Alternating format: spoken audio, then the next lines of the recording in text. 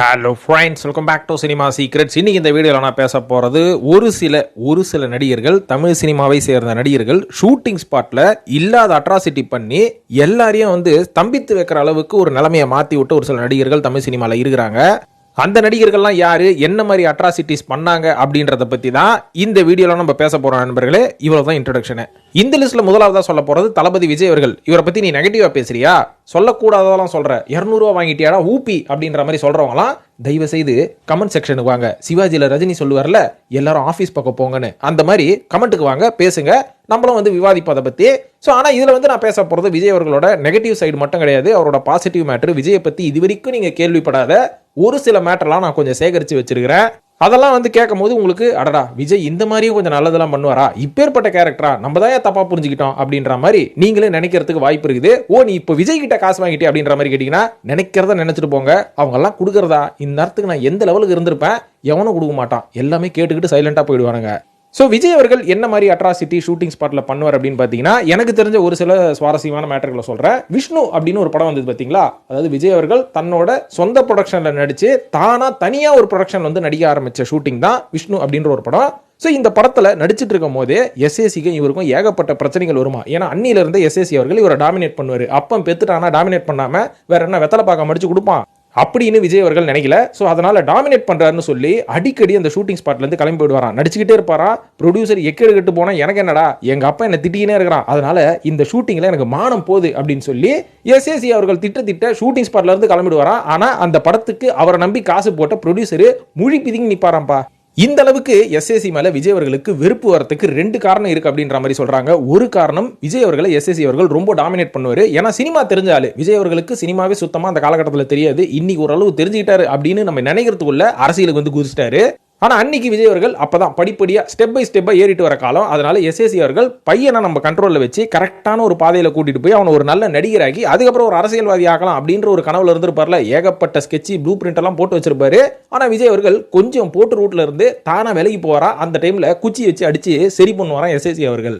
இதை கொஞ்சம் ஹார்ஷா பண்றதுனால விஜய் அவர்களுக்கு சுத்தமா பிடிக்காம போகுமா. அதனால எந்த ஷூட்டிங்கா இருந்தாலும் எஸ்ஏசி அவர்களோட தலையீடு இருந்தா பெரிய பிரச்சனை வரும். ஆனா அந்த பிரச்சனை பெருசா பாதிக்கிறது தயாரிப்பாளர்களுக்கு தான். ஏன்னா கிளம்பி ஷூட்டிங்ல இருந்து போயிட்டாருன்னா கரெக்டா 6 மணி வரைக்கும் தான் கால் ஷீட் இருக்கும். அதுக்கு மேல நீங்க எல்லாமே எந்த மாதிரியான எக்யூப்மெண்ட்ஸ் எதை யூஸ் பண்ணாலும் எல்லாமே டபுள் பேட்டா தான். அதனால ஒரு நடிகர் கிளம்பி போயிட்டு அவனை சால்வ் பண்ணி கொண்டு வரதுக்குள்ள ஒரு 3-4 மணி நேரம் ஆயிடும் இல்லைங்களா. ஸோ அந்த 4 மணி நேரம் வேஸ்ட். அந்த 4 மணி நேரத்தில் எவ்வளவு சீன் எடுத்துருக்கலாம் அப்படின்ற மாதிரி தான் தயாரிப்பாளரும் இயக்குனரும் யோசிப்பாங்க. அந்த விதத்தில் எஸ்ஏசி அவர்கள் மேல இருந்த கோவத்தை ஃபுல் அண்ட் ஃபுல் ப்ரொடியூசர் மேலேயும் டைரக்டர் மேலேயும் காமிப்பாராம் விஜய். ஸோ இது மோசமான அட்ராசிட்டி. இது கேட்கறதுக்கு கொஞ்சம் ஜாலியாக தான் இருக்கும். என்னங்க அவர் என்ன பிரச்சனையா பண்ணார், அவர் படுக்கு கிளம்பி போயிட்டார், அவ்வளவுதானே.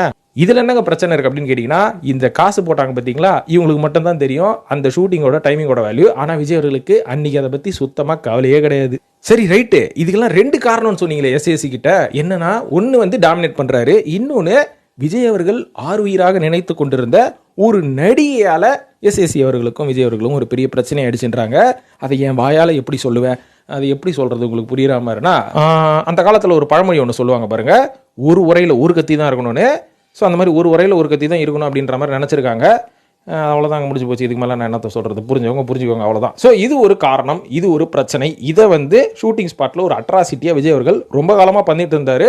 அதுக்கப்புறம் விஜய் அவர்கள் கொஞ்சம் சக்ஸஸ் கொடுக்க அந்த மாதிரியான ஒரு பிஹேவியரை குறைச்சிக்கிட்டாரு, பழைய காதலையும் மறந்து விட்டார் அப்படின்ற மாதிரி சொல்கிறாங்க.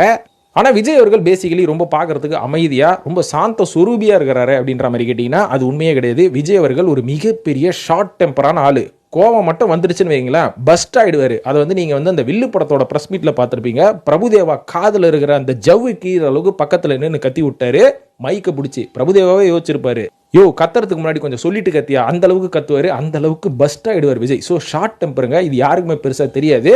அது மட்டும் இல்லாம விஜய் அவர்களை பத்தி இன்னொரு சொல்றேன், இது கண்டிப்பா நிறைய பேர் நம்பவே மாட்டீங்க. விஜய் அவர்கள் ஒரு நேர்மையான ஆள் அப்படின்ற மாதிரி நான் சொல்வேன். ஏன்னா நேர்மை, இது வரைக்கும் ஷூட்டிங் ஸ்பாட்ல அவர் என்ன அட்ராசிட்டி பண்ணியிருந்தாலும் அவர் கமிட் பண்ண படத்தை முடிக்காம அவர் போனதே கிடையாது. அது அவங்க அப்பாட்ட இருந்து வந்த பழக்கமா இருக்கலாம் அப்படின்ற மாதிரி இருந்தாலும், அப்பா கிட்ட இருந்து எவ்வளவு பழக்கங்கள் வந்தாலும் இத்தனை காலம் நம்ம அதை மெயின்டைன் பண்ணணும். இவ்வளவு பெரிய லைம் லைட்டுக்கு வந்ததுக்கு அப்புறமா எவ்வளவு நடிகர்கள் இதை மெயின்டைன் பண்றாங்க அப்படின்னு நம்மளுக்கு தெரியல. நிறைய நடிகர்கள் லைம் லைட்டுக்கு வந்ததுக்கு அப்புறம் தான் இல்லாத கலாட்டா குட்டிக்காரனெல்லாம் போடுவானுங்க. ஆனா விஜய் அவர்கள் கரெக்டா அந்த விஷயத்துல ஷூட்டிங் வருவேன், கரெக்டா 9 to 6 ஜாப் மாதிரி தான் பண்ணுவார். சமீபத்தில் கூட இந்த ஜனநாயகன் ஷூட்டிங்ல எனக்கு ஒரு சின்ன ஒர்க் இருந்தது. அந்த ஒர்க் என்ன ஒர்க்கு, நியூஸ் சேகரி ஒர்க்கு தான். ஸோ அங்கே போயிருந்தால் விஜய் அவர்கள் கரெக்டாக டான் 9 மணிக்கு வராரு, டான் 6 மணிக்கு கிளம்பிடுறாருப்பா. அது ஏன்னு தெரில, ஒரு கவர்மெண்ட் வேலையில் பார்க்குற மாதிரி வந்து ஷூட்டிங்கே வந்து அந்த மாதிரி நடத்திட்டு இருந்தார் விஜய் அவர்கள். ஸோ அதெல்லாம் வந்து அவர் கரெக்டாக பார்க்குறாரு, இன்னி வரைக்கும் பார்த்துட்டு இருக்காரு. ஸோ டிசிப்ளினான ஆள், நேர்மையான ஆள் அவர். அது மட்டும் இல்லாமல் பட்டுன்னு எல்லாரையும் நம்பக்கூடிய ஒரு ஆள் அப்படின்ற மாதிரி சொல்கிறாங்க. ஏன்னா இன்னைக்கு தமிழ் சினிமாவில் ஒரு சில நடிகர்கள் இருக்காங்க, அவங்க லைட்டாக ஓரளவுக்கு லைம் லைட் வந்ததுக்கப்புறம் அவங்கள சுற்றி இருக்கிற ஆட்கள் எல்லாரையுமே எக்ஸ்பீரியன்ஸான ஆட்களாக தான் இருக்கணும். எக்ஸ்பீரியன்ஸான ஆட்கள் கூட தான் நான் போய் படம் பண்ணுவேன். ஸோ ஒரு நல்ல எஸ்டாப்ளிஷ்டு கேமராமேன் வேணும், ஒரு நல்ல இயக்குனர் வேணும். அந்த இயக்குனர் இதுக்கு முன்னாடி 2-3 ஹிட்டு கொடுத்துருக்கணும், அட்லீஸ்ட் ஒரு படமாச்சும் எடுத்துருக்கணும். அந்த படத்தை எடுத்திருந்தாலும் அந்த படம் ஹிட்டாச்சும் ஆயிருக்கணும் அப்படின்ற மாதிரி ஏகப்பட்ட கண்டிஷன் வைப்பாங்க. ஆனால் விஜய் அவர்களை பொறுத்த வரைக்கும் நிறைய புதுமுகங்களுக்கு ஒரு வாய்ப்பு கொடுத்துருக்கிறாரு. அதுக்கப்புறம் அதனால் செருப்படி வாங்கினதுக்கப்புறம் கொஞ்சம் ஓரளவுக்கு சக்ஸஸ் பண்ணுறவனை இல்லை ஓரளவுக்கு ப்ரூவ் பண்ணுறவன் இந்த படத்தை எடுத்து வெளில வந்தோன்னா இந்த படம் வந்து ஓடுதோ இல்லையோ பார்க்குறதுக்கு நல்லா இருக்குது அப்படின்னு நம்மளுக்கு தோணுனா நம்ம வந்து கால் ஷீட் கொடுக்கலாம் அப்படின்ற ஒரு புரிதலுக்கு லேட்டராக வந்துட்டாருப்பா அவர். பட் இருந்தாலும் இன்னி வரைக்கும் நிறைய புது மனிதர்கள் புதுசாக ஐடியாவோட வரவங்களுக்குலாம் விஜய் அவர்கள் தொடர்ந்து வாய்ப்பு கொடுக்கறது வழக்கம். அந்த வகையில் தான் வந்து பார்த்தீங்கன்னா பிடி செல்வகுமார்னு ஒரு மேனேஜர், அவர்லாம் வந்து பழந்தின்னு கொட்டை போட்ட ஒரு ஆள் சினிமாவில். இந்த மாதிரி ஆட்களை நம்ம கூட வச்சுருந்தா நிறைய விஷயங்கள் தெரிஞ்சுக்கலாம். ஆனால் இருந்தாலும் ஜெகதீஷ் அப்படின்ற ஒரு புது ஆள் வராரு. இந்த ஆள் வந்து டெக்னாலஜியோட வரான், இவனை நம்ம கூட சேர்த்து போன்னு அவ்வளோ பெரிய பீக்கில் இருக்கிற ஒரு நடிகர் இந்த மாதிரி சின்ன பசங்களையும் மேனேஜரை வச்சுக்கிறாரு.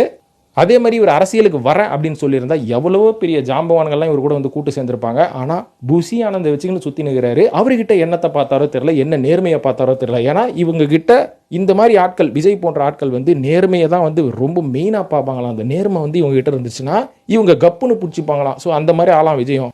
ஸோ இதெல்லாம் பாசிட்டிவாக இருக்குது. ஆனால் ஷூட்டிங் ஸ்பாட்டில் அவர் செய்த ஏதாவது ஒரு அட்ராசிட்டி சொன்னாங்கன்னா ரொம்ப ரொம்ப ரொம்ப ஃபேமஸான அட்ராசிட்டி அது. அந்த அட்ராசிட்டியை வந்து இன்னி வரைக்கும் யாராலையும் மறக்க முடியாது. நம்ம மறந்தாலும் இல்லையோ நெப்போலியனால் மறக்கவே முடியாது. ஏன்னா நெப்போலியனுக்கும் அவருக்கும் ஷூட்டிங் ஸ்பாட்டில் எந்த மாதிரியான ஒரு கோல்டு வார் இருந்தது, இல்லை நெப்போலியன் இவர்கிட்ட ஏதாவது ஒரு சீண்டுதல் பண்ணாரா, அது என்ன அப்படின்ற அந்த பாஸ்ட் விஷயம்லாம் நம்மளுக்கு தெரியாது. ஆனால் கரண்ட் விஷயத்தை தான் நிறைய பேர் பேசுவாங்க. அது என்னன்னா விஜய் அவர்கள் போக்கிரி படத்தோட ஷூட்டிங்கில் ரொம்ப டயர்டாகி ரெஸ்ட் எடுத்துகிட்டு இருந்திருக்காரு இந்த கேரவனில். ஸோ அந்த மாதிரி ரெஸ்ட் எடுக்கும்போது எந்த நடிகராக இருந்தாலும் ஓரளவுக்கு ஒரு 1 ஹவராச்சும் டைம் கொடுங்கயா, சுத்தமாக முடியலையா, வெயிலில் நிற்க வச்சு சாவடிக்கிறீங்க அப்படின்ற மாதிரி ரெஸ்ட் எடுப்பாங்க. அந்த கேரவன் உள்ள யாரையுமே விடாத அளவுக்கு ஒரு அசிஸ்டண்ட்டை போட்டு நிற்க வச்சிருவாங்க. அந்த அசிஸ்டண்ட்டோட வேலை என்னன்னு பார்த்தீங்கன்னா யாரையுமே உள்ள விடக்கூடாது, கேரவன் டோரை தட்டக்கூடாது, சாப்பாடு டீ காப்பினோட தட்டக்கூடாது, ஒரு மணி நேரம் தூங்க விடு அப்படின்ற மாதிரி விடுவாங்க. ஸோ அந்த நேரத்தில் அந்த காலகட்டத்தில் நம்ம நெப்போலியன் அவர்கள் பயங்கர டாமினேட்டிங்கான ஆள். அது மட்டும் இல்லாமல் அரசியல் பின்புலம் இருந்தது. ஸோ இதனால் சினிமாவில் அவருக்குன்னு ஒரு தனி மரியாதையும் இருந்தது. இந்த மாதிரி இருக்கிறப்போ இவர் விஜயை போய் பார்க்கணும் அப்படின்ற மாதிரி அந்த கேரவன் கிட்ட போய் நின்று அந்த பையன்கிட்ட தகராறு பண்ணியிருக்கிறாரு. அந்த பையனும் பார்த்தீங்கன்னா ஒரு 22 வயசு பையன். ஸோ இவன் வந்து என்ன பண்ணியிருக்கான், நீங்கள் யாராக இருந்தாலும் சரி சார் விஜய் அவர்கள் உள்ளே விடக்கூடாதுன்னு சொல்லிட்டாரு அப்படின்ற மாதிரி ரொம்ப ஹார்ஷாக பேசினோன்னே நெப்போலியன் அவர்களுக்கு பயங்கர ஈகோ கிளாஷ் ஆகிடுச்சு. ஸோ இதனால் என்ன ஆச்சுன்னா 2 பேருக்கும் வாய் தகராறு வந்தோடனே டக்குன்னு அந்த கதவை திறக்க போகிறேன்னு சொன்னோன்னே விஜய் அவர்களே திறந்து வந்து படிக்கட்டில் நின்றுட்டு ஒரே வார்த்தை தான் கேட்டாரா நெப்போலியனை பார்த்து, வேற ஒன்றும் இல்லை, உங்களுக்கு அறிவே இல்லையா அப்படின்ற மாதிரி ஸ்ட்ரைட்டாக மூஞ்சில் போட்டு அடிச்சிட்டாரு. நான் ஏற்கனவே சொன்னேன் பார்த்தீங்களா, விஜய் அவர்கள் பார்க்கறதுக்கு தான் உம்முன்னு இருப்பார். ஆனால் வசனம்லாம் படத்தோட மட்டும்தான். உம்முன்னு இருந்தால் லைஃப் ஜம்முன்னு இருக்கும்னு. ஆனால் அந்த உம்முன்னு எப்பவுமே இருக்க மாட்டாருங்க. ஏற்கனவே சொன்னல இந்த ஷார்ட் டெம்பர், அந்த மாதிரி ஷார்ட் டெம்பராகி பஸ்ட் ஆகிட்டு இருக்கிறாரு. பஸ்ட் ஆகிட்டு அறிவு இல்லையான்னு சொன்னது மட்டும் இல்லாமல் நெப்போலியனுக்கும் அவருக்கும் மிகப்பெரிய வாக்குவாதம். நெப்போலியன் அவர்கள் வாக்குவாதமே பண்ணலை அப்படின்ற மாதிரி தான் சொன்னாங்க. ஏன்னா அவர் ஸ்டன் ஆகி நின்றுட்டாராம். ஏன்னா நெப்போலியன் அப்படின்றவர் ஒரு சீனியர் ஆக்டர், நம்மளுக்கு கொடுக்க வேண்டிய மரியாதையை ஒரு ஹீரோ கொடுப்பாரு அப்படின்ற ஒரு நம்பிக்கையில தான் அங்கே போய் நின்று இருக்காரு. இதனால வந்து நெப்போலியன் அவர்கள் மேலேயும் தப்பு இல்லை, விஜய் அவர்கள் மேலேயும் தப்பு இல்லை அப்படின்ற மாதிரி சொல்லலாம். ஏன்னா விஜய் அவர்கள் ஒரு சின்ன வயசாக இருந்தாலும் அவர் ஒரு லைம் லைட்டுக்கு வந்துட்டாரு. அவருக்குன்னு ஒரு மார்க்கெட்டு, அவருக்குன்னு சொல்லி ஒரு ஸ்டேட்டஸ் ஒன்று இருக்குது பார்த்தீங்களா, இதை வந்து நம்ம ப்ராப்பராக ஹேண்டில் பண்ணணும். நம்ம வந்து சீனியராக இருக்கும்னு சொல்லி நம்ம ஓவர் அட்வான்டேஜ் எடுத்துக்கிட்டா அது ஒரு சில இடத்துல வந்து ஒர்க் அவுட் ஆகும். ரஜினி மாதிரியான நடிகர்கள்லாம் நம்மளுக்கு எந்த ஸ்டேஜாக இருந்தாலும் மரியாதை கொடுப்பாங்க. ஆனால் சில நடிகர்கள் அதை காப்பாற்ற மாட்டாங்க. ஒரு சில நடிகர்களோட சூழ்நிலைன்னு ஒன்று இருக்குது. அந்த சூழ்நிலையால் அவங்க அந்த மாதிரி ரியாக்ட் பண்ணுறதுக்கும் வாய்ப்பு இருக்குது. அதனால் நம்மளோட லைஃப்லேயே நான் சொல்கிறேன், நம்ம சின்ன வயசுலேருந்து நிறைய பேர் கூட பழகிருக்கலாம். ஆனால் அந்த பழக்க வழக்கத்தின் பேரில் அவர் இன்னைக்கு என்ன ஸ்டேட்டஸில் இருக்கார் அப்படின்னு புரிஞ்சுக்கிட்டு அதுக்கு ஏற்ற மாதிரி தான் வந்து நம்ம அவங்களை அப்ரோச் பண்ணுவே தவிர, சின்ன வயசில் டவுசர் போட்டு நம்ம ஏரியாவில் தான் சுற்றி இருந்தா அடே வாடா அப்படின்னு பப்ளிக் பிளேஸில் நம்ம ஒருத்தரை பேசும்போது அவர் அன்னைக்கு வந்து ஒரு ஸ்டேட்டஸில் இருக்காருன்னா அந்த ஸ்டேட்டஸ் வரத்துக்கு அவர் ஏகப்பட்ட வருஷம் உழைச்சி அவரோட மானத்தெல்லாம் காப்பாற்றி அப்படி இப்படி வந்து நின்று இருப்பார் இல்லையா. அதை நம்ம புரிஞ்சிக்காமல் பட்டுன்னு போட்டு அவரோட பாஸ்ட் லைஃப்பை நம்ம மைண்டில் வச்சுட்டு அந்த மாதிரி யார் கூடயுமே பழகக்கூடாது. அது மிக மிக தப்பு. அது வந்து பேரண்ட்ஸாக இருந்தால் கூட அந்த ஸ்டேட்டஸை அவர் வந்து காப்பாற்றிக்கிறதுக்கும் அந்த ஸ்டேட்டஸ்க்கு அவர் வரத்துக்கும் நிறைய உழைச்சிருப்பார். அந்த உழைப்பு எல்லாமே ஒரு அரை நொடியில் நம்ம வந்து ரியாக்ட் பண்ணுறதில் வீணாக போயிடும் அப்படின்றனால பல பேர் வந்து அதை கட்டி காப்பாற்றுவாங்க. ஸோ அந்த மாதிரி விஜய் அவர்களும் அந்த ஒரு நிலைமையில இருந்தனால அதை கட்டி காப்பாற்றணும் அப்படின்ற மாதிரி கூட அவர் இருந்திருக்கலாம். பட் விஜய்க்கு வந்து நான் சப்பக்கட்டு கட்டுறேன்னு நினைக்காதீங்க. இது வந்து அவரோட சுச்சுவேஷனில் அவரோட பொசிஷனில் இருக்கிறவங்களுக்கு தெரியும். விஜய்னா விஜய் மாதிரி ஒரு பெரிய நடிகராக இருக்கணும்னு அவசியம் இல்லை. நீங்கள் ஒரு கம்பெனியில் வேலை செஞ்சாலும் நீங்கள் சின்ன லெவலிருந்து அந்த பெரிய லெவலுக்கு வந்ததுக்கப்புறம் ஒருத்தன் உங்களோட ஸ்கூல்மேட்டாக இருக்கட்டும், உங்கள் ஏரியா பையனாக இருக்கட்டும், அவன் நீங்கள் அந்த லெவலுக்கு இருக்கும்போது உங்களை 10 பேர் எதிரில் வந்து அந்த ஸ்கூல் மைண்ட் செட்லேயே உங்களை வந்து ஒரு சில வார்த்தைகள் பேசி ஒரு மாதிரி பேசினானா அந்த 10 பேர் மத்தியில் உங்களோட இமேஜ் எப்படி இருக்கும் அப்படின்றத நீங்கள் யோசிக்கணும். அதனால தான் பார்த்தீங்கன்னா ஓரளவுக்கு சக்ஸஸ் ஆனவங்க எல்லாருமே தன்னோட சைல்ட்ஹுட் ஃப்ரெண்ட்ஸை கொஞ்சம் கொஞ்சமாக குறைச்சிப்பாங்க. ஏன்னா அதில் ஒரு சில பேர் மெச்சூர்டாக இருப்பானுங்க, ஒரு சில பேர் தத்தியாக இருப்பானுங்க, நம்மளை மானத்தை வாங்குறதுக்குன்னே சுற்றின்னு இருப்பானுங்க. பார்த்தீங்களா, இவங்களெல்லாம் நிறைய புத்திசாலிகள் அவாய்ட் பண்ணிவிடுவாங்க. ஸோ இந்த மாதிரி நெப்போலியன் அவர்களுக்கும் விஜய் அவர்களுக்கும் ஷூட்டிங் ஸ்பாட்டில் நடந்த இந்த சின்ன கோல்டு வார்னால இன்னி வரைக்கும் அவங்க பேசிக்கிறது இல்லை. ஆனால் விஜய் அவர்கள் மேலே ஏகப்பட்ட குற்றச்சாட்டு அந்த டைமில் வந்தது, ஒரு சீனியர் நடிகரை மதிக்கலை அப்படி இப்படின்னு சொல்லி. ஸோ இதெல்லாம் வந்து அவர் செய்த அட்ராசிட்டிஸ் அப்படின்ற மாதிரி கொண்டு போனாங்க. ஆனால் இது ஒரு பெரிய அட்ராசிட்டியாக எனக்கு பெருசாக தெரியல. பட் இருந்தாலும் அவர் ஒரு ஜென்யூனான மனுஷன், 2 பேரும் ஜென்யூனான மனுஷன் தான். ஏன்னா நெப்போலியன் ஆகட்டும் அவரும் ஜென்யூனான ஆள், விஜய் அவர்களும் ஒரு ஜென்யூனான ஆள், கேரக்டர் வைஸ் நான் சொல்கிறேங்க. ஸோ இன்னொரு விஷயம் நான் விஜயை பற்றி என்ன கேள்விப்பட்டேன்னா, நீங்கள் ஃபேக் அப்படின்ற மாதிரி அவர் தெரிஞ்சுக்கிட்டாருன்னா உங்களை அவாய்ட் பண்ணிவிடுவார். அது அப்பாவாக இருந்தாலும் சரி, அது வந்து பையனாக இருந்தாலும் சரி, இல்லை கூட இருக்கிற ஃப்ரெண்ட்ஸாக இருந்தாலும் சரி. ஸோ நீங்கள் ஃபேக் அப்படின்ற மாதிரி அவர் வந்து பட்டுருச்சு, அவர் மனசில் பட்டுருச்சுன்னா அவர் உங்கள் கூட பழக மாட்டார். ஸோ அந்த மாதிரி கேரக்டர் விஜய் அவர்கள் அப்படின்ற மாதிரி நான் கேள்விப்பட்டேன். இந்த காரணத்தினால தான் சமீப காலமாக பப்ளிக் பிளேஸுக்கு வரதில்லை, சில மீட்டிங்ஸுக்கு அவர் வரதில்லை. ரொம்ப ஹியூமரஸான பர்சன் அவர். வந்து பப்ளிக்காக உட்காந்து பேசினா பயங்கரமாக அரட்டடிச்சு காமெடியெல்லாம் வந்து பயங்கரமாக என்ஜாய் பண்ணக்கூடிய ஆள். ஆனால் இந்த மாதிரி ஃபேக் பர்சனாலிட்டி நிறைய சினிமாவில் பார்க்குறனால தான் இந்த ஆட்களோட ஒரு பழகிறத கொஞ்சம் கொஞ்சமாக கம்மி பண்ணிவிட்டு தான் உண்டு தான் வேலை உண்டு அப்படின்ற மாதிரி இருக்காரு. இதே கேரக்டர் தான் கிட்டத்தட்ட அஜித் அவர்களும். அஜித் அவர்கள் பட்டுன்னு மூஞ்சிக்கு நேராக பேசிடுறாரு, விஜய் அவர்கள் பேசுறது கிடையாது. இதுதான் இவங்க 2 பேருக்கும் வித்தியாசம் நண்பர்களே. இப்போ இதே மாதிரி விஜய் அவர்களை தொடர்ந்து இரண்டாவதாக இன்னொரு நடிகரை சொல்கிறேன். இவரெல்லாம் வந்து பக்கா கன்னிங்கான ஆள். அதனால தான் பார்த்தீங்கன்னா ஃபீல்ட் அவுட் ஆகிட்டார் அப்படின்ற மாதிரி சொல்லலாம். அவரின் பேர் தான் ஜீவன். ஸோ ஜீவன் அப்படின்றவருக்கு வந்து ஒரு மிகப்பெரிய டேலண்ட் இருக்கோ இல்லையோ, மிகப்பெரிய உயரம் இருக்குது, நல்ல ஹைட்டு, கிட்டத்தட்ட ஒரு 6 அடி இருப்பான் மனுஷன். கூந்தலும் பார்த்தீங்கன்னா ஒரு 3 அடி இருக்கும். ஸோ அந்த அளவுக்கு அவரோட பர்சனாலிட்டி நல்லா இருக்கிறனால, ரெண்டாவது அவர் வந்து ஒரு மிகப்பெரிய குடும்பம், பணக்கார குடும்பம், அப்பா வந்து மிகப்பெரிய பிஸ்னஸ் மேனு, இவரும் கோடீஸ்வர குடும்பத்தை சேர்ந்தவர். இந்த மாதிரி பேக்ரவுண்ட் இருந்தனால is a rich bye. So அந்த ரிச் பாய்ஸ் இனி இருக்காங்க பார்த்தீங்களா, அது மாதிரி அன்றைக்கே ஒரு ரிச் பாய் அப்படின்றனால அவரோட பர்சனாலிட்டி படத்துக்கு தேவைப்பட்டது, சினிமாவுக்கு தேவைப்பட்டதுனால கௌதம் மேனன் மூலயமாக வந்தார். அதுக்கப்புறம் ஒரு சில தயாரிப்பாளர்கள் மூலயமாக சினிமாவில் ஒரு சில படங்கள் நடிச்சிட்டு இருக்கும் போது தான் இவரை நம்பி ஒரு ப்ரொடியூசர் காசு போடுறதுக்கு முன் வராரு. இவரும் பார்த்தீங்கன்னா இந்த ஜீவன் நடிகரோட சின்ன வயசு கிளாஸ்மேட்டு, ஃப்ரெண்ட்ஸுங்க, ஏரியா பசங்க அப்படின்னு வச்சுக்கோங்களேன். பட் இருந்தாலும் ஜீவன் அவர்கள் ஒரு வில்லன் அப்படின்ற மாதிரி போயிட்டு இருக்கும்போது இந்த பையனை வச்சு நம்ம ஹீரோவாக ஒரு படம் பண்ணலாம் அப்படின்ற மாதிரி ஒரு தயாரிப்பாளர் முன் வராருங்க அந்த காலகட்டத்தில். ரெண்டாவது பழக்க வழக்கம், சின்ன வயசுலேருந்து ஃப்ரெண்ட்ஸு. ஸோ இதுக்கு மேலே என்ன வேணும், நம்ம சொன்னால் கேட்பான் அப்படின்னு சொல்லி ஒரு வில்லனாகவே டிராவல் ஆகிட்டு இருந்த ஜீவனை ஹீரோவாக்கலான்னு முடிவு பண்ணுறாங்க. முடிவு பண்ண உடனே ஜீவன் அவர்களுக்கு ஒரு மிகப்பெரிய சந்தோஷம். நம்ம இப்படியே சினிமாவில் வில்லனாக டிராவல் ஆகிடும்னு நினச்சோம், ஆனால் நம்மளை பார்த்து ஒருத்தன் ஹீரோவாக ஆக்கலாம் அப்படின்னு முடிவு பண்ணியிருக்கான்னு சொல்லி அந்த படத்தில் ரொம்ப கம்மி சொச்ச சம்பளத்துக்கு வந்து கமிட் ஆகிருக்கிறாரு. அவர் வந்து கமிட் ஆன சம்பளமே பார்த்தீங்கன்னா கிட்டத்தட்ட ஒரு 3 லட்ச ரூபா அப்படின்ற மாதிரி சொல்கிறாங்க. அதுக்கப்புறம் கொஞ்சம் டிமாண்ட் பண்ணி ஒரு 1 லட்ச ரூபா எக்ஸ்ட்ரா வாங்கி அந்த 1 லட்ச ரூபா அட்வான்ஸோட அந்த படத்தில் போய் கமிட் ஆகிருக்கிறாரு. கமிட் ஆனதுக்கப்புறமா இந்த படமும் ஸ்டார்ட் ஆகுது, கொஞ்சம் கொஞ்சமாக போகுது. ஃபஸ்ட்டு ஷெடியூல் முடிஞ்சதுக்கப்புறம் தயாரிப்பாளருக்கு ஒரு சின்ன சிக்கல். ஏன்னா அதுக்கப்புறம் ஃபண்ட் இல்லாமல் அந்த படம் வந்து தற்காலிகமாக நிறுத்தப்படுகிறது. ஸோ இந்த இடைப்பட்ட காலத்தில் ஜீவன் அவர்கள் ஒரு படத்தில் ஹீரோவாக கமிட் ஆகிட்டாரு அப்படின்னு தெரிஞ்சதுக்கு அப்புறமா அவரை நோக்கி ஒரு சில தயாரிப்பாளர்கள் வராங்க, 2 படம் எடுக்கிறாங்க. அந்த 2 படமும் ஹிட் ஆனதுக்கப்புறம் ஜீவன் அவர்களோட தலையில் உச்சந்தலையில் திமிர் அப்படின்ற ஒரு விஷயம் முளையுதுங்க. முளைச்சதுக்கப்புறம் என்ன, ஆட்டம் போட வேண்டியதான், என்ன வேணாலும் பண்ண வேண்டியதான். ஷூட்டிங் ஸ்பாட்டில் நம்மளை கேட்கறதுக்கு ஆளே கிடையாது, அடுத்த மிரட்டல் நாயகனாக ஆயாச்சு. ஸோ நம்ம வைக்கிறது தான்டா சட்டம் அப்படின்ற ஒரு திமிரோட உச்சத்தில் ஜீவன் அவர்கள் ஆடுறாரு. ஏன்னா இவர் சினிமாவுக்கு வரத்துக்கு ரொம்ப மெனக்கடலை, கஷ்டம்லாம் ஒன்றும் படலை. லுக் வைஸ் இவர் உள்ளே கூப்பிட்டு வந்துட்டாங்க. அவருக்கு அதிர்ஷ்டமும் நேரமும் நல்லா இருந்தனால அவருக்கு படங்கள் வருது, காசு குவியுது, அம்புடுதான். ஆனால் இது நம்மளோட தனித்திறமையிலே வந்துருச்சு அப்படின்னு இவராகவே நினச்சிக்கிட்டு இல்லாத அட்ராசிட்டி பண்ணுறாரு. பண்ணதுக்கப்புறம் 2 படம் ஹிட்டு, இவரோட மார்க்கெட் 2 கோடி ரூபா வரைக்கும் உயர்ந்து விட்டது அப்படின்ற மாதிரி இவர் ஒரு ஃபேக்கான ஒரு பப்ளிசிட்டி பண்ணுறாரு. அதுக்கப்புறமா அந்த நின்று போச்சு பார்த்தீங்களா, இவர் முதல்ல வந்து ஹீரோ ஆக்கணும்னு சொல்லி ஒரு தயாரிப்பாளர் வரார்ல, இந்த தயாரிப்பாளர் மறுபடியும் இந்த படத்தை வந்து ரெஸ்யூம் பண்ணுறாரு. பண்ணும்போது இவர்கிட்ட வந்து நடிச்சு கொடுங்கன்னு கேட்டால் 4 லட்ச ரூபா சம்பளம் பேசி ஓகே பண்ண ஜீவன் அதே படத்துக்கு கண்டினியூ பண்ணுறதுக்கு 2 கோடி ரூபா கேட்டிருக்கிறாரு. அந்த படத்தை அந்த தயாரிப்பாளரால் எடுக்கவே முடியல. ஏன்னா அந்த படத்தோட மொத்த பட்ஜெட்டை 1,20,00,000 தானா. இதுக்கப்புறம் இந்த தயாரிப்பாளர் ப்ரொடக்ஷன் கவுன்சில் எல்லாம் போய் கம்ப்ளைண்ட் கொடுத்து அவங்க கூப்பிட்டு பஞ்சாயத்து பண்ணதுக்கப்புறமா 4 லட்ச ரூபா பேசின படத்துக்கு கடைசியாக ஜீவன் அவர்கள் 30 லட்ச ரூபா வரைக்கும் சம்பளத்தை வந்து ஓகே பண்ணியிருக்கிறாரு. 30 லட்சத்தை வச்சு அந்த படத்தை வந்து எடுக்கும் போது ரொம்ப வெஞ்சன்ஸில் தான் வந்து ஜீவன் அவர்கள் அந்த படப்பிடிப்புக்கு வந்தார் அப்படின்ற மாதிரி சொல்லப்படுது. இது மட்டும் இல்லாமல் இந்த ப்ரொடியூசருக்கு ஏகப்பட்ட செலவை நம்ம வலிச்சு விட்டுறணும். ஏன்னா நம்மளுக்கு தானே கொடுக்க மாட்டான், இவன் ப்ரொடக்ஷனுக்கு செலவு பண்ணட்டோம்னு சொல்லி ஏகப்பட்ட செலவுகளை வச்சிருக்காரு. அதில் வந்து ஒரு பேசும் பொருளாக மாறினது தான் ஷூட்டிங் ஸ்பாட்டில் எனக்கு 10 ரெட்புல் வேணும் அப்படின்றது. ஏங்க 10 ரெட்புல் குடிச்சா நீங்கள் 2 நாளில் செத்துருவீங்க, அவ்வளோதான். ஏன்னா யூஸ்வலாக ஷூட்டிங்கில் எனக்கே வந்து நிறைய நடிகர்கள் சொல்லியிருக்காங்க, ஒரு சில ஸ்டண்ட் காட்சிகள் ஆகட்டும், டான்ஸ் காட்சிகள் ஆகட்டும், அந்த மாஸ்டர்ஸே வந்து ரெக்கமெண்ட் பண்ணுவாங்களாம், ஒரு ரெட்புல்லோ அதிகபட்சம் 2 ரெட்புல்லோ நீங்கள் வச்சுக்கோங்க, ஏன்னா ரொம்ப டயர்ட் ஆகும் போது நீங்கள் இதை குடிச்சா கொஞ்சம் பூஸ்டப்பாக இருக்கும் அப்படின்னு ரெக்கமெண்ட் பண்ணுறது உண்டு. ஆனால் 10 ரெட்புல் எதுக்கு அப்படின்னு நம்மளுக்கு தெரியல. வச்சு குடிப்பாரு என்னமோ. ஸோ அந்த மாதிரி கேட்பாராம். அது மட்டும் இல்லாமல் கேரவன்லேயே தான் எந்நேரமும் கிடப்பாராம்.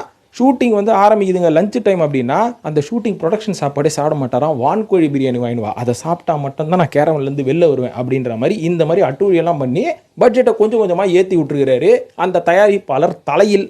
ஆனால் எப்படியோ அந்த படத்தை வந்து ஒரேடியாக முடிச்சாச்சு. ஸோ முடிச்சு கொடுத்ததுக்கு அப்புறமா வெளில போயிட்டு அதுக்கப்புறம் ஒரு ஃபாரின் சாங் போகிறேன்னு சொல்லி அதுக்கு ஒரு செலவு இழுத்து விட்டாராம். இந்த மாதிரி எல்லாம் செலவு வச்சு கடைசியில் அந்த படம் 4 கோடி ரூபா பட்ஜெட்டில் போய் நின்று இருக்குதுங்க. 1.5 கோடி ரூபா பட்ஜெட் போட்ட படம் ஜீவனாலேயும் அந்த படத்தின் இயக்குனர் செல்வானாலேயும் 4 கோடி ரூபாயில் போய் நின்று இருக்கு. ஆனால் அந்த படத்தை ரிலீஸ் பண்ணதுக்கப்புறம் அந்த காசு எடுக்க முடியாமல் அந்த படம் படு நஷ்டத்தில் போச்சு. இந்த படம் ஃப்ளாப் ஆனதுலேருந்து ஜீவன் அவர்களோட மார்க்கெட்டும் மொத்தமாக காலி ஆயிடுச்சு. இதிலிருந்து என்ன தெரியுது, எப்பா நான் அட்ராசிட்டி பண்ண ஆரம்பித்து ஒரே ஒரு படம் தான் ஆரம்பித்தேன், அந்த ஒரே படத்தில் என் சோழியை முடிச்சு விட்டுட்டீங்களே. அவன் இருக்கிறான், எல்லா ஷூட்டிங்லையும் அட்ராசிட்டி பண்ணிட்டு இருக்கிறான், அவன்லாம் ஜாலியாக இருக்கிறான், ஒரு படத்தில் தானே நான் பண்ணேன் அப்படின்ற மாதிரி யோசிச்சிருப்பாரு. உன் நேரம் அந்த மாதிரியா அட்ராசிட்டி பண்ணி தான் நீ வந்து பந்தா காமிச்சிக்கணுமா? ஒருத்தன் நேரம் நல்லா இருக்கும், 10 படத்தில் பண்ணுவான், 11வது படத்தில் அவன் காலி ஆகிடுவான். உனக்கு நேரமே நல்லா இல்லை, அதனால தான் இந்த படத்தோட உன் சோழியை முடிச்சு விட்டானுங்க அப்படின்னு பல பேர் நம்ம ஜீவன் அவர்களை காரி துப்பி சினிமாவிலேருந்து வெளில அமிச்சிட்டாங்க. அதுக்கப்புறம் ஓன் ப்ரொடக்ஷன் பண்ணுறேன், இதை பண்ணுறேன், அதை பண்ணுறேன்னு எந்தமோ பண்ணார். எந்த படமும் ஃபுல்லாக கம்ப்ளீட் ஆகாமல் பாதியிலே நிற்கிது. ஜீவன் அப்படின்றவர் ஒரு பர்சனாலிட்டியாக நல்லா இருந்தாலும் அவருக்கு நடிக்கவே தெரிலனாலும் அந்த நடிக்கவே தெரியாத ஒரு மேனரிசம் ரொம்ப பாப்புலராக இருந்தது, பார்க்குறதுக்கு கொஞ்சம் ரசிக்கும் தன்மையாக இருந்தது. ஆனால் அதை வச்சு அவர் கொஞ்சம் கொஞ்சமாக டெவலப் ஆகிருக்கலாம். பாவம் என்ன பண்ணுறது, எல்லாம் தலைவிதிங்க. மூன்றாவதாக சொல்ல போகிறது சர்ச்சைக்கே பேர் போய் சமீபத்தில் செம பாப்புலரான நம்ம ஆக்டர் கார்த்திக் அவர்கள் தான். இவரை பற்றி ஏகப்பட்ட குற்றச்சாட்டுகள் யூடியூப்பை திறந்தாலே வருது. நம்ம என்னத்தை புதுசாக சொல்கிறது, ஆனால் இது எல்லாத்தையுமே ஒரு ரீகேப்பாக எடுத்து சொல்கிறேன். கார்த்திக் அவர்கள் ஏகப்பட்ட சிலுமிஷங்களை ஷூட்டிங் ஸ்பாட்டில் பண்ணாருன்றது அன்றைக்கி இருந்த காலகட்டத்தில் எங்களுக்கே தெரியும். ஆனால் இவரை பற்றிலாம் பேசுகிறதுனால என்ன ஆகுது, நம்ம யோசிச்சுட்டு இருந்த காலகட்டத்திலேயே டக்குன்னு ஒருத்தர் பேசி வைரல் ஆகிட்டார் இல்லையா. பட் இருந்தாலும் இவர் மேலே பொதுவாக வர குற்றச்சாட்டு என்ன அப்படின்னு பார்த்தீங்கன்னா, எல்லா படத்துக்கும் அட்வான்ஸ் வாங்குவார். நீங்கள் அட்வான்ஸ் ஒரு படத்தில் கமிட் ஆகிறீங்கன்னா எந்த படத்துக்கும் இந்த படத்தில் நான் நடிக்க மாட்டேன்னு சொல்லவே மாட்டார். எல்லா படத்துல தான் அட்வான்ஸ் வாங்கினதுக்கு அப்புறம் தான் நடிக்க மாட்டேன்னு சொல்லுவார். இது ரொம்ப வித்தியாசமாக இருக்குல்ல, வடிவேல் சொல்கிற மாதிரி இது ரொம்ப புதுசாக இருக்குதுண்ணே அப்படின்ற மாதிரி இருக்குது. அதாவது சில நடிகர்கள் படம் முடியலன்னா முன்னாடியே சொல்லிடுவாங்க. ஒரு சில நடிகர்கள்லாம் 40 கதை கேட்டு தூங்குறதும் உண்டு. ஆனால் கார்த்திக் அவர்கள் அந்த கெட்ட படங்கள்லாம் கிடையாது. ஃபஸ்ட்டு காசை வாங்கிடுவார், அதுக்கப்புறம் தான் கதையே கேட்பாருங்களாங்க.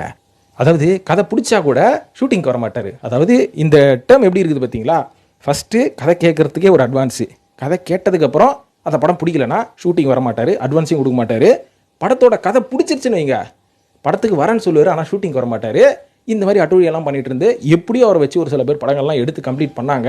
சில பேருக்கு வந்து ரொம்ப சப்போர்ட்டே பண்ணியிருக்காரு அப்படின்ற மாதிரி ஒரு சில பேர் அவரை பாசிட்டிவாகவும் சொல்லிட்டு இருக்கிறாங்க. அவரால் அவதிப்பட்டவங்க அவரை பற்றி நெகட்டிவாகவும் சொல்லுவாங்க.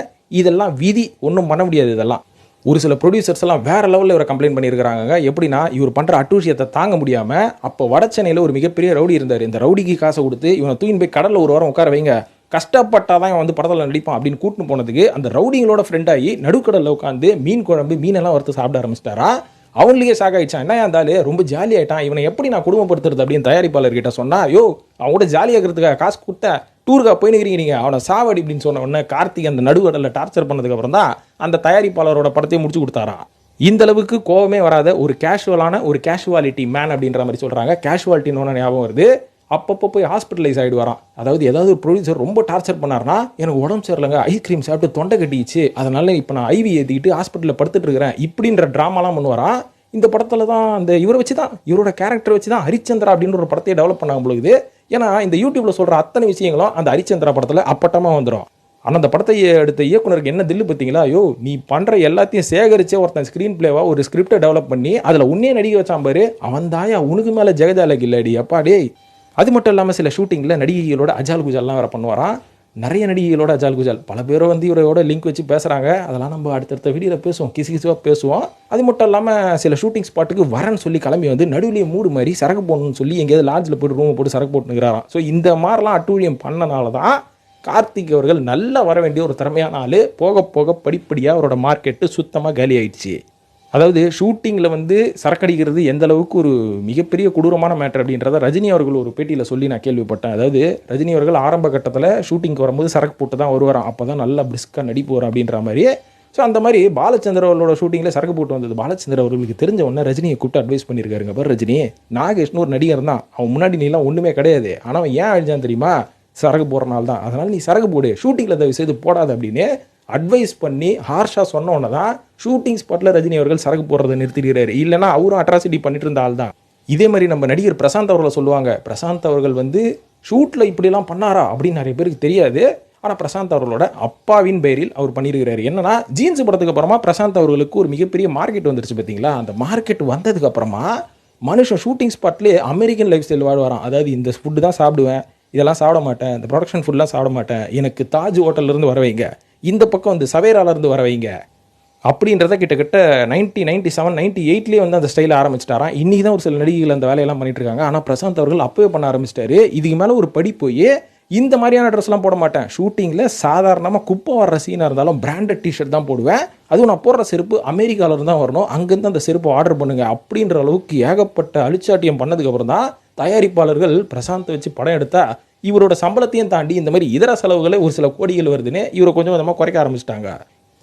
இதே மாதிரி விஜய் சேதுபதி மேலே கூட ஒரு சில குற்றச்சாட்டுகள்லாம் இருக்கும். ஷூட்டிங் ஸ்பாட்டில் வர சாப்பாடை சாப்பிடாம எனக்கு இந்த ஹோட்டலிருந்து மீன் வறுவல் வாங்கினுவா, அந்த ஹோட்டலிருந்து சிக்கன் 65 வாங்கினுவா அப்படின்ற மாதிரி இருக்கிற அசிஸ்டன்ட் எல்லாம் ஏகப்பட்ட ஹோட்டலுக்கு துரத்தி விடுவார். ஸோ சாப்பிட்றதுக்கு 1 மணி நேரம் பிரேக் விட்டா 2 மணி நேரம் சாப்பிட்டு வரான் விஜய் சேதுபதி. இது மட்டும் இல்லாமல் ஷூட்டிங் ஸ்பாட்டில் எவனாவது ஃபேன்ஸ் பார்க்க வந்துட்டானா ஒரு காலகட்டத்தில் என்ன பண்ணுவார் தெரியுங்களா, எல்லாருக்குமே தெரியும், எல்லாரையும் கட்டி பிடிச்சி கிஸ் பண்ணுவார். ஸோ இந்த மாதிரி லாபம் படத்தில் கிஸ் பண்ணிட்டு இருக்கும்போது இவர் கூட பேரா நடித்த ஸ்ருதி ஹாசன் இதை பார்த்துட்டு, யோ கொரோனா டைம் அவன் மாஸ்க்கை போட்டுட்டு 6 அடி டிஸ்டன்ஸில் நின்றுக்கிறான், நீ என்னன்னா வரவன் போகிறவங்களாம் தூக்கி முத்தம் கொடுத்துனுக்கிற, நீ எல்லாரையும் முத்தம் கொடுத்து முடி, அதுக்கப்புறமா நான் வந்து ஷூட்டிங் கலந்துக்கிறேன்னு ஸ்ருதி அவர்களே கோவப்பட்டு போன காலகட்டம்லாம் உண்டு. அந்தளவுக்கு விஜய் சேதுபதியும் ஸ்பாட்டில் அட்ராசிட்டி பண்ணுவார். இதுக்கு மேலே ஒரு படி போய் சுந்தரா டிராவல்ஸ் படத்தில் நம்ம முரளி மற்றும் வடிவேல் என்ன அட்டூழியம் பண்ணிக்கிறாங்க தெரியுங்களா, ஸ்பாட்லேயே சரகை போட்டுட்டு ஷூட்டிங் ஸ்பாட்டில் கெலாட்டா. ஏன்னா அந்த ஒரு சீன் வந்து உண்மையாகவே சரகு போடுற மாதிரி சீனா, சரகு போட்டு 2 பேரும் அடிச்சிக்கணும். ஆனால் இவங்க என்ன பண்ணிக்கிறாங்க தெரியுங்களா, உண்மையாகவே போய் சரகு போட்டு வந்துட்டுக்கிறாங்க. வந்துட்டு அன்றைக்கி நைட்டு ஃபுல்லாக இல்லாத அட்ராசிட்டி. ஆனால் அந்த சீன் வந்து தத்ரூபமாக நல்லா வந்துருச்சு. அதாவது 2 பேரும் அடிச்சுப்பாங்க பாருங்கள். அந்த சுந்தரா டிராவல்ஸில் ஒரு ஹைலைட்டான சீனே அதுதான். நடுவில் போய் நம்ம வினு சக்கரவர்த்தி வீட்டில் போயிட்டு அவரோட அப்பா ஃபோட்டோலாம் வச்சு ஒரு கலாட்டா பண்ணுவாங்க. இந்த சீனில் 2 பேரும் உண்மையாகவே போதையில் தான் இருந்தாங்களா, அந்த அளவுக்கு ஒரு அட்ராசிட்டி பண்ணி அந்த ஷூட்டிங்கை எப்படி முடிச்சாங்க அப்படின்ற மாதிரியும் ஒரு சில குற்றச்சாட்டு, ஒரு சில ஃபன்னியான மொமெண்ட்ஸ் வந்து நிறைய பேர் ஷேர் பண்ணியிருக்கிறாங்க. இது மட்டும் இல்லாமல் நம்ம வடிவேல் அவர்கள் அப்பப்போ ஷூட்டிங்லாம் முடிச்சுட்டா ஏதாவது ஒரு நடிகையோட சாயந்தரம் ஈஸியாக பங்களாவுக்கு போகிறான். இது வந்து நிறைய பேர் வதந்தியாக சொல்லிட்டு இருந்தாங்கன்னு சொல்லி வடிவேல் அவர்கள் கூட நெருக்கமாக இருந்த ஒருத்தர்கிட்ட கேட்டு தெரிஞ்சுக்கினேன். அவரு என்ன தெரியுங்களா சொன்னார், அத்தனையும் உண்மை, நான்லாம் அவர் கூட வேலை பார்த்தேன்ல, எனக்கு தெரியாதா அப்படின்ற மாதிரி பட்டுன்னு போட்டு உடச்சிட்டாரு. ஸோ அதுக்கு நான் செய்த செயல் ஒரே ஒரு பிரியாணி தான் வாங்கி கொடுத்தேன், அத்தனை உண்மையும் கைக்கிட்டாரு. அவர் சொன்ன அத்தனை உண்மையை நான் யூடியூப்பில் போட்டால் எனக்கு காப்பி ரைட் விழுந்துடும், அதனால் அவ்வளோத்தையும் நான் சொல்ல மாட்டேன். அப்பப்போ சொல்கிற வீடியோக்களில் தொடர்ந்து பல வீடியோக்கள் என்னோட பார்த்துட்டே வாங்க. சின்ன சின்னதாக பிச்சு சில உண்மையான விஷயங்களெல்லாம் போட்டு விட்றேன் நண்பர்களே. அதுக்கு நீங்கள் செய்ய வேண்டியதெல்லாம் தொடர்ந்து நம்ம சேனலில் ஃபாலோ பண்ணுங்கள். எல்லா வீடியோவும் முழுசாக கேளுங்க. ஏன்னா நடுவில் நிறைய உண்மையான விஷயத்தை அப்படி இப்படி கோத்து விடுவேன். ஏன்னா முன்னாடிலாம் ஒரே வீடியோவில் ஸ்ட்ரெச்சாக எல்லா உண்மையும் போட்டு விளாசன ஏகப்பட்ட காப்பிரைட் ஸ்ட்ரைக்குங்க. இதெல்லாம் தாண்டி தாங்க நம்ம இவ்வளோ அடி வாங்கினாலும் அந்த சேனலை ஓட்டுனுக்கிறோம். அதனால் இனிமேல் புத்திசாலித்தனமாக இருக்கணும் இல்லையா, எவ்வளோ தான் காப்பிரைட் ஸ்ட்ரைக் வாங்குறது. அதனால் பேசும்போது நடுவில் இந்த பழைய காலத்து தேட்டர்லலாம் பிட்டு படம் ஓட்டுவாங்கள்ல, அந்த மாதிரி நம்மளும் பிட்டு இன்ஃபர்மேஷனை ஓட்டுவோம் எல்லா வீடியோலையும் நண்பர்களே. இப்படி சொல்லிட்டு நான் வீடியோ முடிச்சுக்கிறேன். இந்த வீடியோ பார்த்ததுக்கு நன்றி. இன்னும் என்னென்ன நடிகர்கள்லாம் வந்து இந்த மாதிரி ஷூட்டிங் ஸ்பாட்டில் அட்ராசிட்டி பண்ணாங்க அப்படின்றதெல்லாம் நம்ம அடுத்தடுத்த பதிவில் பார்ப்போம். இந்த வீடியோ பார்த்ததுக்கு நன்றி. சினிமா சீக்ரெட்ஸை சப்போர்ட் பண்ணணும்னு நினச்சிங்கன்னா மெம்பர்ஷிப்பில் ஜாயின் பண்ணுங்கள். இல்லை நிறைய காசு வச்சுருந்தீங்கன்னா அக்கௌண்ட்டை அனுப்பிச்சி விடுங்க. எனக்கு நிறைய செலவுகள்லாம் இருக்குது நண்பர்களே. நன்றி, வணக்கம்.